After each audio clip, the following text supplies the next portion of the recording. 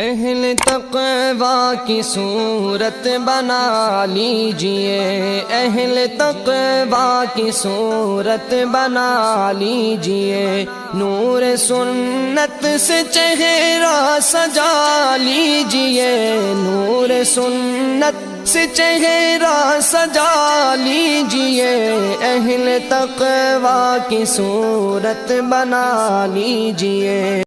بسم اللہ الرحمن الرحیم۔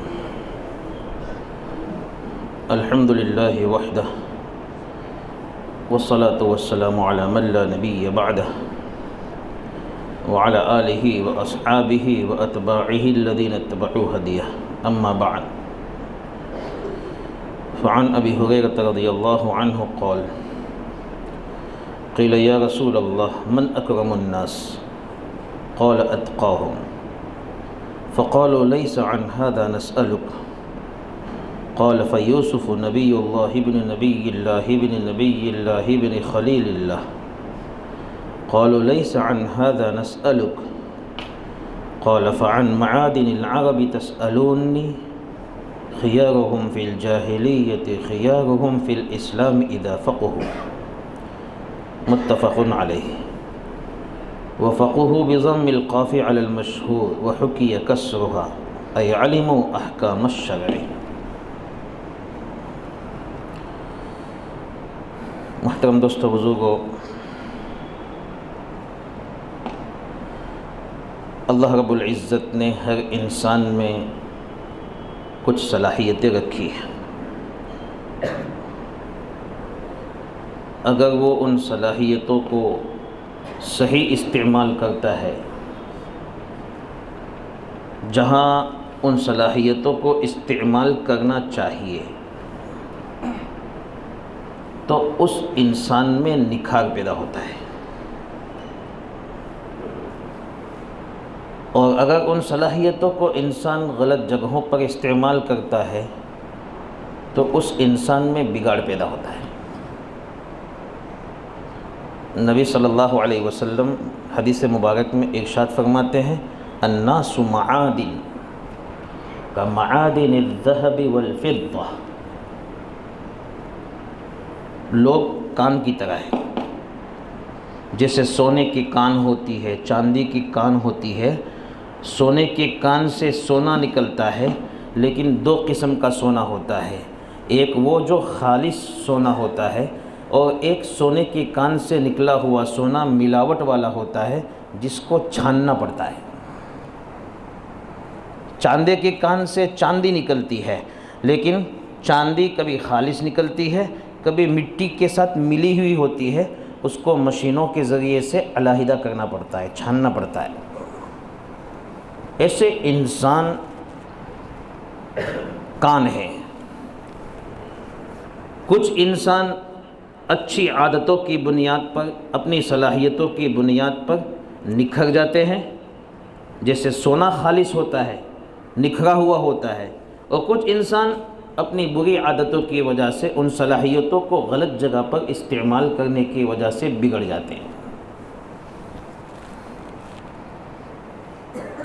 اور اللہ رب العزت نے انسان کو جو مقام اور مرتبہ عطا فرمایا ہے، وہ صفات کی بنیاد پر ہے۔ اس کی قدر جو بڑھتی ہے اور اس کی قدر جو گھٹتی ہے، وہ صفات کی بنیاد پر۔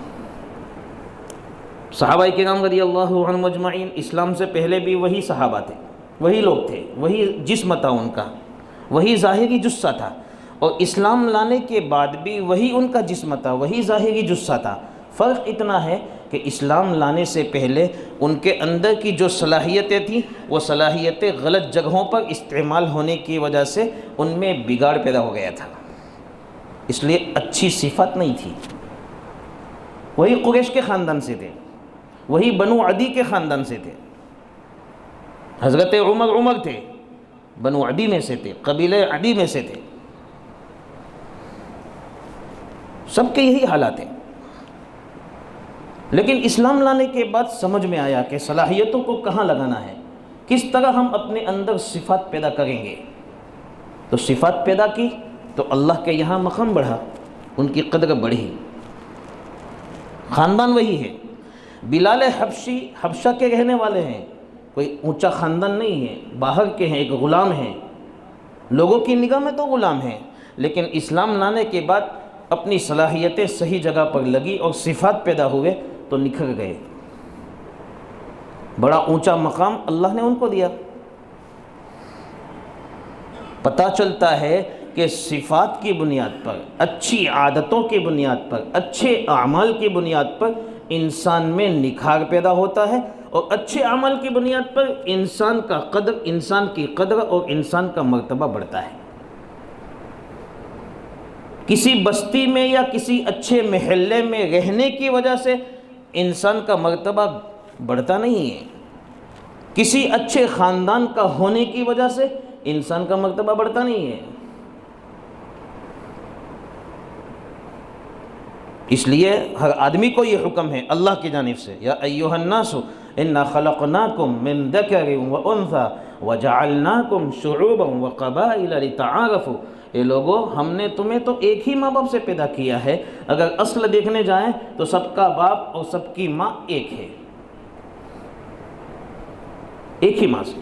خاندان کی جو تقسیم ہوئی ہے وہ خاندان کی آپس کی تقسیم صرف پہچان کی وجہ سے، کہ پہچانا جائے انسان دنیا میں۔ ایک سرنیم لگے گا فوراً پتہ چل جائے گا کہ یہ وہ آدمی ہے، دوسرا سرنیم لگے گا پتہ چل جائے گا کہ وہ آدمی ہے۔ پہچان کے لیے ہے خاندان۔ خاندان انسان کی قدر بڑھانے کے لیے اور انسان کی قدر گھٹانے کے لیے نہیں ہے۔ اسلام میں کسی ذات کا اور کسی پات کا کوئی اعتبار نہیں ہے، کوئی اعتبار نہیں ہے۔ اگر ایک آدمی ہمارے نبی محمد صلی اللہ علیہ وسلم کے خاندان سے ہیں لیکن اس میں وہ صفات نہیں ہے جو اسلام میں مطلوب ہیں، جو اسلام میں چاہی جاتی ہے، تو اس کا کوئی مقام اللہ کے یہاں نہیں ہے۔ صفات کی بنیاد پر اللہ کے یہاں مقام بڑھتا ہے، خاندانیت کی بنیاد پر نہیں، مال و دولت کی بنیاد پر نہیں، اچھے پگار کی بنیاد پر نہیں، اچھی نوکری کی بنیاد پر نہیں۔ اسی لیے نبی کریم صلی اللہ علیہ وسلم نے زندگی کے ہر شعبے میں ہماری رہنمائی فرمائی ہے کہ معاشرتی زندگی آپس کا رہن سہن ہے۔ اگر انسان اپنا آپس کا رہن سہن جوڑنا چاہتا ہے، بڑھانا چاہتا ہے، تو اس کے لیے نکاح کرنا ہے، لیکن نکاح کے لیے جس چیز کو بنیاد بنانا ہے وہ صفات۔ تنکح المرأة لأربع لمالها ولجمالها ولحسبها ولدینها فاظفر بذات الدین، کہ دنیا میں جتنے بھی نکاح ہوتے ہیں وہ مال کی بنیاد پر ہوتے ہیں یا حسب کی بنیاد پر، کچھ خوبیوں کی بنیاد پر، کوئی خاندان کی بنیاد پر ہوتے ہیں، لیکن کوئی دین کی بنیاد پر نکاح کرتا ہے۔ اے ایمان والو، تمہیں جس چیز کو بنیاد بنانا ہے وہ دین ہے، دین کی بنیاد پر ہو۔ مجھے اگر اپنی بیٹی کی کسی سے شادی کرنی ہے تو دین میں مقدم رکھوں گا۔ یہ الگ بات ہے کہ اس میں حسن بھی ہے، اچھا ہے،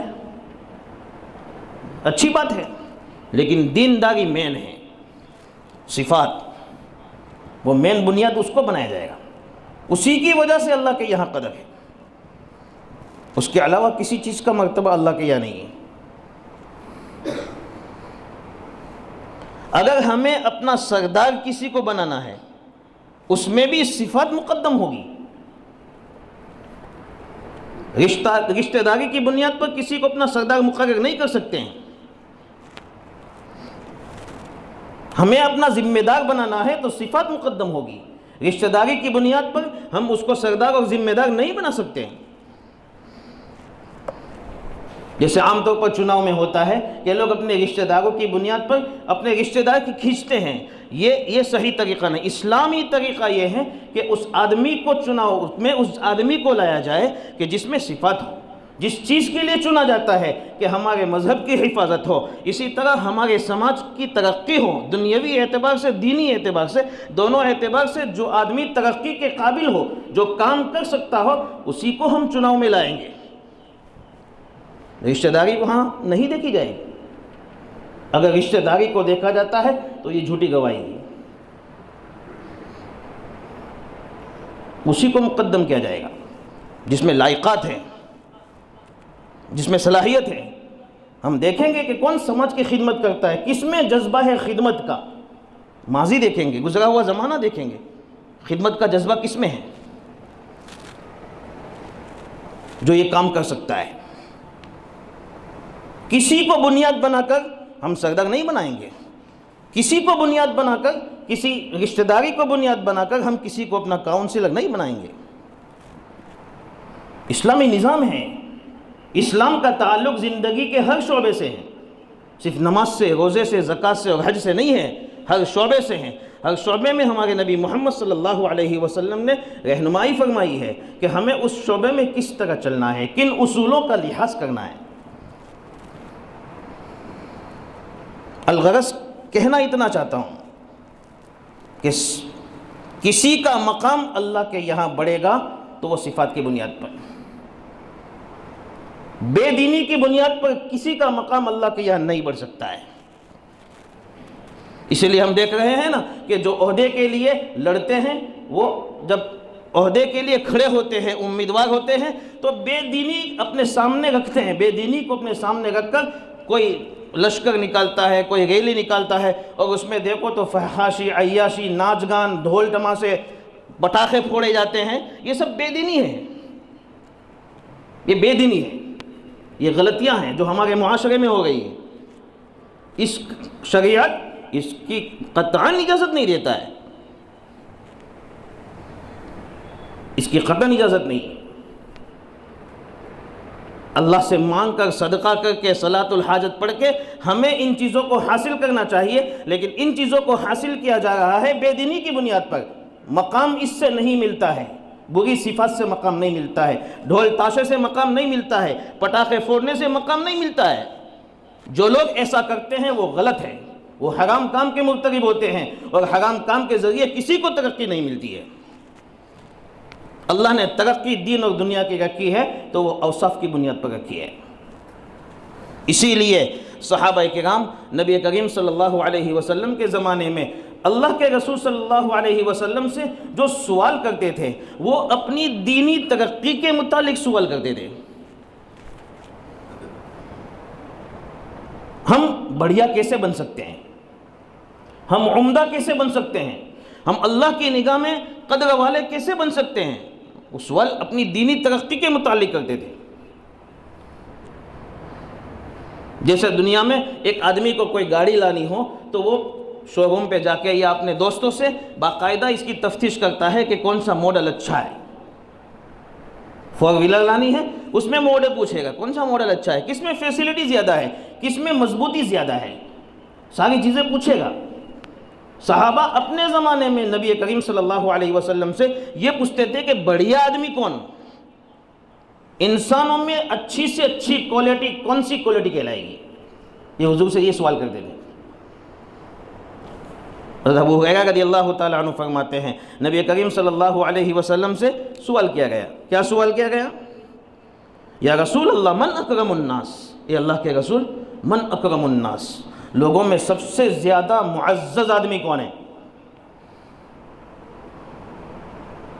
بڑھیا آدمی جس کو ہم بڑھیا کہہ سکیں, جو اللہ کی نگاہ میں بڑھیا ہو, ایسا آدمی کون ہے؟ ہمارے نبی محمد صلی اللہ علیہ وسلم نے کیا بتلایا؟ بہت اچھی بات بتلائی. حضور نے فرمایا اتقاہم, ایک لفظ بیان فرمایا جس میں سارا دین آ گیا,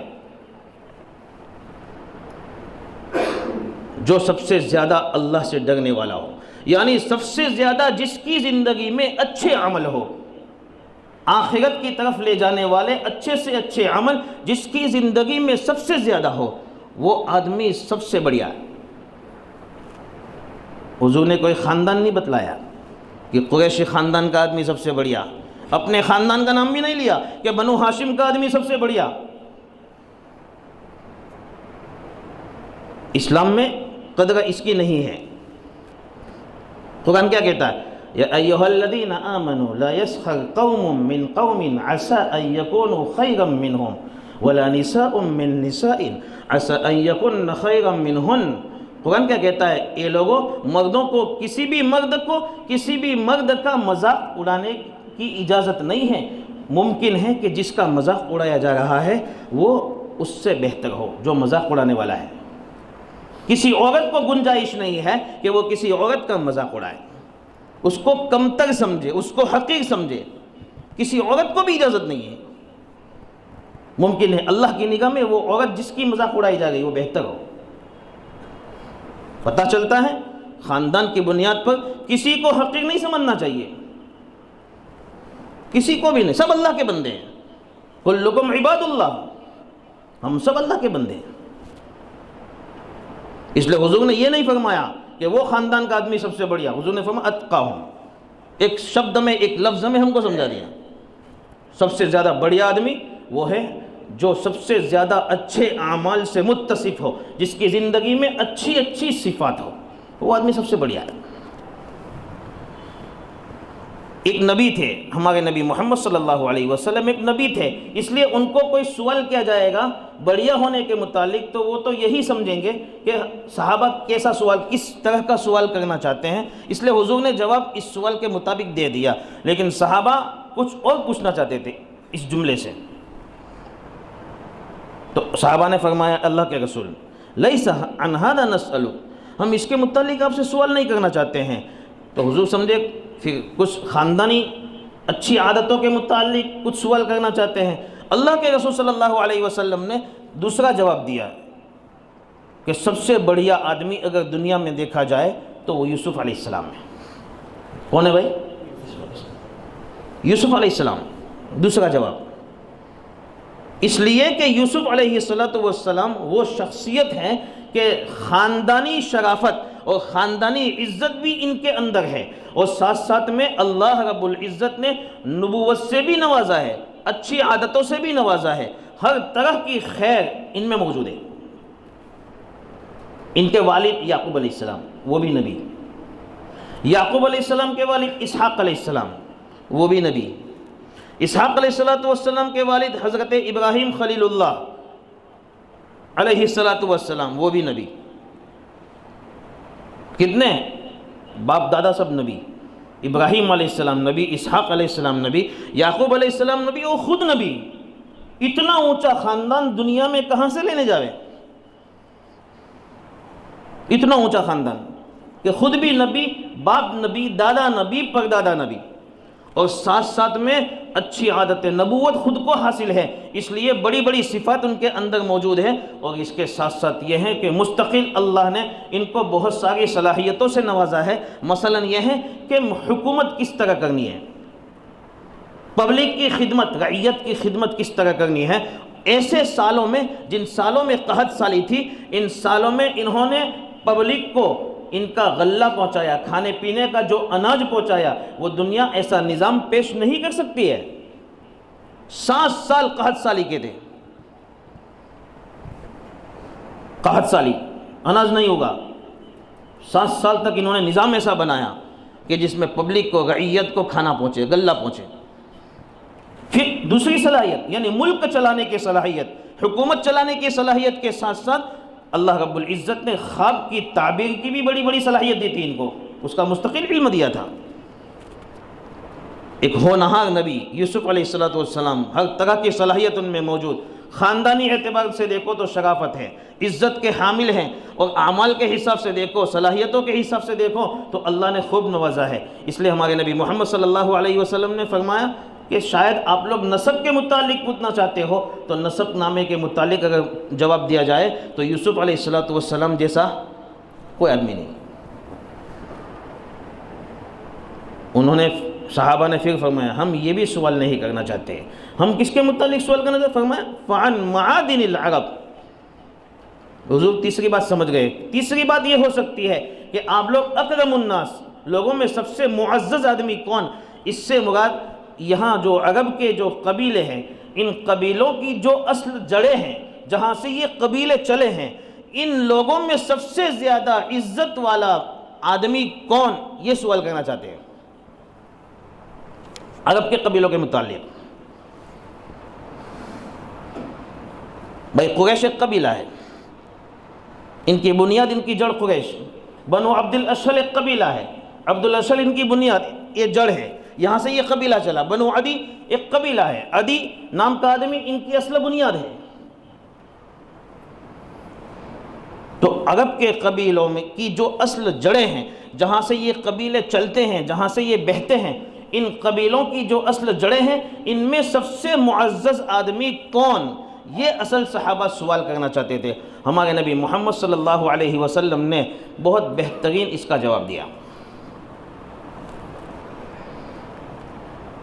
کہ جتنے بھی لوگ اصل بنیاد ہے قبیلوں کی، جن میں اللہ نے خاندانی کچھ شرافتیں رکھی تھی، اگر یہ اپنے کفر کے زمانے میں بھی اچھی صفات کے حامل تھے، ان میں اچھی صفات تھی، اور پھر اسلام قبول کیا، اور اسلام قبول کرنے کے بعد بھی ان کی زندگی میں اچھی عادتیں تھیں، اچھے اعمال تھے، اور ساتھ ساتھ میں دین کے اعتبار سے انہوں نے بہت اچھا علم حاصل کیا، دین کے احکام کو سمجھا، یہ سب سے بہتر آدمی ہے جو دین اور دنیا میں کامیاب اور اللہ کی نگاہ میں معزز ہے۔ حضور نے جواب دیا۔ میں نے پہلے بتایا صلاحیتیں اللہ نے ہر انسان میں رکھی ہے۔ کچھ لوگ ایسے ہوتے ہیں جن میں بہت اچھی صلاحیت ہوتی ہے، مستقبل کی سوچ بہت اچھی، ان کی ایک رائے لے لو بہت اچھی رائے دیتے ہیں، ان سے مشورہ کر لو بہت اچھا مشورہ دیتے ہیں، ایسے کچھ لوگ ہوتے ہیں۔ تو کوئی کفر کی حالت میں اگر ایسا ہے کہ جن کے پاس اللہ نے صلاحیتیں رکھی تھی، ان کی زندگی میں کفر کے باوجود اچھی عادتیں تھی، جن اچھی عادتوں کو وہ پبلک کے لیے استعمال کرتے تھے، جن سے پبلک کو فائدہ ہوتا تھا، اگر وہی لوگ اسلام لے آتے ہیں اور اسلام میں بھی وہ اچھی عادتیں ان کی زندگی میں ہوتی ہیں اور پھر دین کا علم بھی حاصل کرتے ہیں، تو ہمارے نبی محمد صلی اللہ علیہ وسلم فرماتے ہیں یہ آدمی سب سے بہتر، دنیا میں سب سے بہتر آدمی کہلائے گا۔ عزت اور شرافت اللہ نے اسی بنیاد پر دی ہے، یعنی اللہ رب العزت کی نگاہ میں ان لوگوں کی کفر کی حالت کی جو اچھی عادتیں ہیں ان کی بھی قدر ہو جاتی ہے جب وہ اسلام لانے کے بعد ان عادتوں کو باقی رکھتے ہیں، اور اسلام لانے کے بعد دین کا علم اچھی طرح حاصل کر لیتے ہیں، تو اللہ ان عادتوں کی بھی قدر کرتا ہے جو کفر کی حالت میں تھی۔ اللہ کا نظام ہے، صفات کی بنیاد پر اللہ انسان کی قدر کرتا ہے، اپنے بندے کی قدر کرتا ہے۔ دیکھو سعد ابن معاذ رضی اللہ تعالی عنہ کو جانتے ہیں،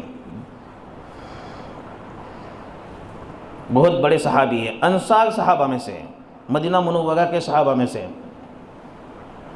جب مصعب بن عمیر رضی اللہ تعالی عنہ کو مدینہ منورہ بھیجا گیا محنت کے لیے،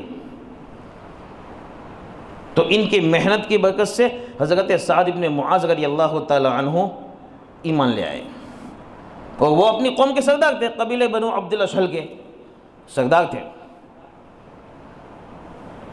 انہوں نے اپنے قبیلے میں جا کر اعلان کر دیا میں اسلام لا چکا ہوں،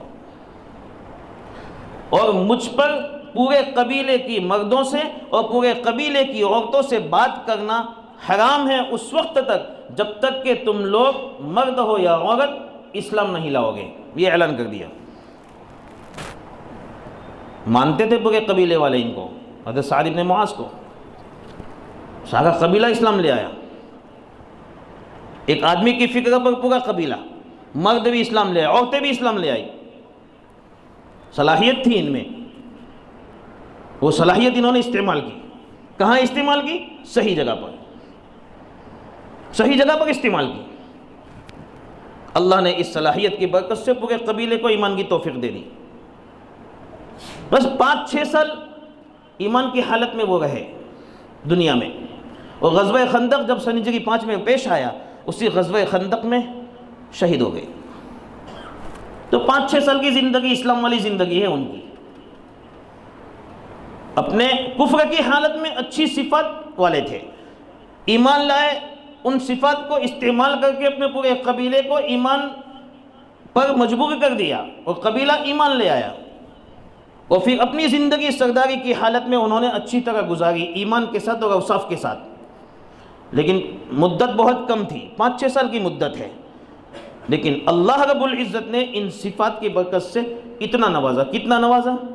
حدیث میں آتا ہے کہ جب غزوہ خندق کے موقع پر یہ شہید ہوئے تو ان کے جنازے میں شریک ہونے کے لیے 70,000 فرشتے دنیا میں ایسے آئے جنہوں نے کبھی اس دنیا میں قدم نہیں رکھا تھا۔ کتنے فرشتے؟ یہ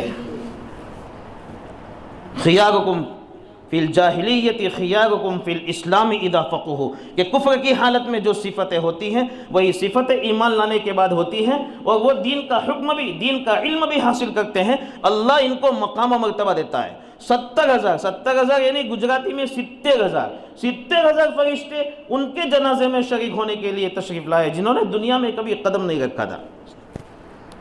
منافقین کہنے لگے سعد ابن معاذ تو ہٹے کٹے تھے، جسم والے تھے، پھر بھی ان کا جنازہ بڑا ہلکا ہے۔ یعنی منافقین مذاق اڑا رہے تھے کہ یہ گویا اللہ کے نافرمان بندے ہیں، نعوذ باللہ۔ ان کو ایسا سمجھ رہے تھے کہ گویا یہ مسلمان ہے ہی نہیں، جہنمی ہے یوں، نعوذ باللہ، ایسا سمجھ رہے تھے۔ حضور اکرم صلی اللہ علیہ وسلم نے اس وقت یہ ارشاد فرمایا تھا، ان کا جنازہ جو ہلکا ہے اس کی وجہ یہ نہیں ہے، اس کی وجہ یہ ہے کہ ان کے جنازے کو اٹھانے کے لیے 70,000 فرشتے اس دنیا میں آئے۔ اور یہاں تک حضور نے فرمایا اہتز العرش لموت سعد بن معاذ، حضور فرماتے ہیں اگر عرش حضرت سعد بن معاذ رضی اللہ تعالی عنہ کی موت کی وجہ سے عرش ہل گیا۔ کیا ہل گیا؟ عرش، اللہ کا عرش وہ ہل گیا۔ آسمان کے فرشتے خوش ہو گئے ان کی تشریف کی وجہ سے، آنے کی وجہ سے، ان کی آمد کی وجہ سے۔ یہ مقام ملتا ہے کن بنیاد پر؟ خاندان کی بنیاد پر نہ۔ حضور فرماتے ہیں خیارکم فی الاسلام خیارکم فی الجاہلیت خیارکم فی الاسلام اذا فقہوا، جب جاہلیت کے زمانے میں اچھے اوصاف ہوں گے، صفتیں ہوگی، اور وہی صفتیں اسلام لانے کے بعد بھی ہوگی، اور دین کا علم بھی مزید وہ حاصل کریں گے، تو اس کی وجہ سے ان کا دل بنے گا، مہذب ہوگا، صاف ستھرا ہوگا، پاکیزہ دل ہو جائے گا، جس کے ذریعے سے امت فائدہ اٹھائے گی۔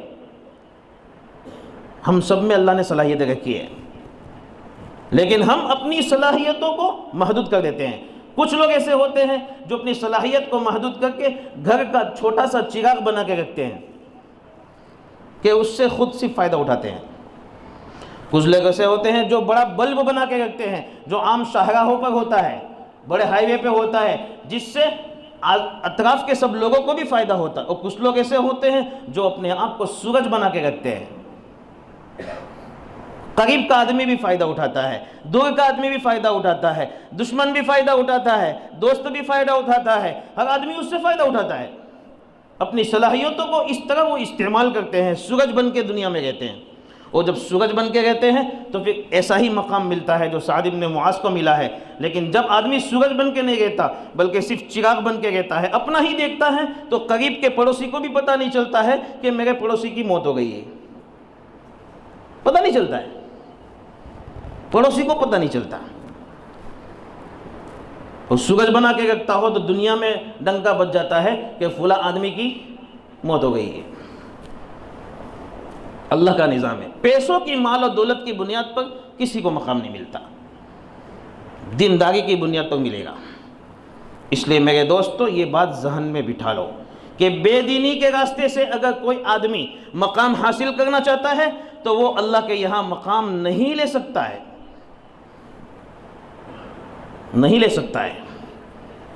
کسی کی عزتیں اچھال کر، اسٹیج پر اگر ہم کسی کی عزت اچھالتے ہیں، اس عزت اچھالنے کے ذریعے سے ہمیں مقام نہیں ملے گا، یہ بے دینی ہے۔ ہمیں تو مقام ملے گا اوصاف کی بنیاد پر۔ ہم اپنے اندر صفات پیدا کریں، ایسی صفات پیدا کریں جس سے ہمیں بھی فائدہ ہو، ایسی صفات پیدا کریں کہ جس سے پوری سماج کو فائدہ ہو، ایسی صفاتیں پیدا کریں کہ جس سے پوری امت کو فائدہ ہو۔ اس کے ذریعے سے اللہ ہمارے مقام کو بڑھائے گا، اللہ ہم سے کام لے گا، ہمیں سورج بنائے گا، چاہے نہ چاہے فائدہ ہوگا۔ سورج نکلتا ہے تو کوئی چاہے نہ چاہے اس کو دھوپ لگتی ہے، اس کو گرمی کا احساس ہوتا ہے، ایسا ہی ہوگا۔ اس لیے نیت کرو، نیت کرو انشاءاللہ۔ بے دینی کے راستے سے ہم مقام حاصل کرنا نہیں چاہیں گے۔ اگر ہمارے یہاں الیکشن کا زمانہ ہے، اگر کوئی جیتتا ہے ان سے بھی میری درخواست ہے، اور جیتنے والوں کے جو متعلقین ہیں ان سے بھی میری درخواست یہی ہے کہ بے دینی کے راستے سے اپنی ریلی نہ نکالیں۔ اس طرح پٹاخے پھوڑنا اور اس طرح ناچنا گانا یہ بے دینی کا راستہ ہے، خوشی اس طرح نہیں منائی جاتی ہے۔ صحابہ کرام رضی اللہ عنہ مجمعین کے بارے میں اس سے پہلے میں ایک حدیث بتا چکا ہوں کہ صحابہ کرام رضی اللہ عنہ مجمعین جب فتح حاصل کرتے تھے تو کبھی چیختے نہیں تھے، زور سے آواز نہیں نکالتے تھے، وہ یہ سمجھانا چاہتے تھے کہ ہمیں جو فتح حاصل ہوئی ہے وہ ہماری صلاحیتوں کی بنیاد پر نہیں ہے، ہمیں جو فتح اور جیت حاصل ہوئی ہے وہ اللہ کی مدد کی بنیاد پر ہے۔ چیخنے والا، پٹاخے پھوڑنے والا، ڈھول تاشے بجانے والا یہ سمجھانا چاہتا ہے کہ ہمیں جیت حاصل ہوئی ہے ہماری صلاحیت کی بنیاد پر، ایسا بتانا چاہتا ہے۔ اس لیے یہ ماحول کو ختم کرو، یہ ماحول صحیح نہیں ہے جو ہمارے معاشرے میں آج رائج ہے۔ شانتی کے ساتھ، سکون کے ساتھ، چین سکون کے ساتھ اپنے آپ کو اللہ کی مدد کا محتاج سمجھ کر ہم سارے کام کریں تو انشاءاللہ سماج میں ایک ترقی ہوگی، بیداری آئے گی، خدمت کے جذبے پیدا ہوں گے، آپس میں اجتماعیت پیدا ہوگی، دشمنیاں ختم ہوگی۔ اس لیے اپنی زندگی میں صفات لاؤ، پیدا کرو صفات کے ذریعے سے اپنا مقام اللہ کے یہاں بڑھاؤ۔ کریں گے انشاءاللہ؟ اللہ عمل کی توفیق عطا فرمائے۔ سبحان اللہ بحمدہ، سبحانک اللہم وبحمدک۔